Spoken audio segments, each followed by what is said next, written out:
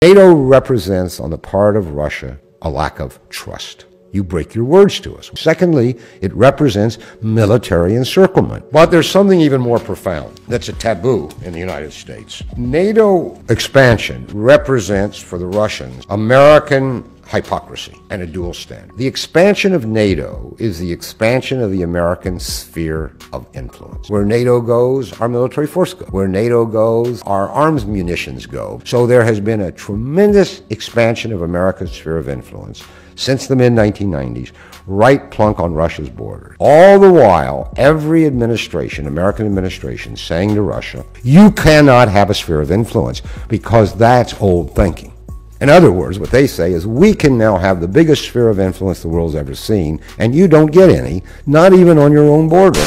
Now imagine that you have a revolution in Mexico. And imagine that the government that comes to power is not a big fan of the United States of America. But since it's a little bit afraid of Big Brother, it asks the Russian to send over 3 or 4 or 5 divisions to be placed on the U.S.-Mexican border. Think the U.S. would accept that? So why would the Russians accept this?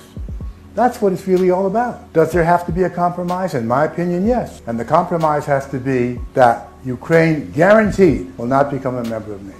And then the compromise is that the Russians get out. What we're doing is encouraging the Ukrainians to play tough with the Russians. We're encouraging the Ukrainians to think that they will ultimately become part of the West, because we will ultimately defeat Putin and we will ultimately get our way. And of course, the Ukrainians are playing along with this. And the Ukrainians are almost completely unwilling to compromise with the Russians and instead want to pursue a hardline policy. As I said to you before, if they do that, the end result is that their country is going to be wrecked. And what we're doing is, in effect, encouraging that outcome. I think it would make much more sense to work to create a neutral Ukraine. It would be in our interest to bury this crisis as quickly as possible. It certainly would be in Russia's interest to do so. And most importantly, it would be in Ukraine's interest to put an end to the crisis.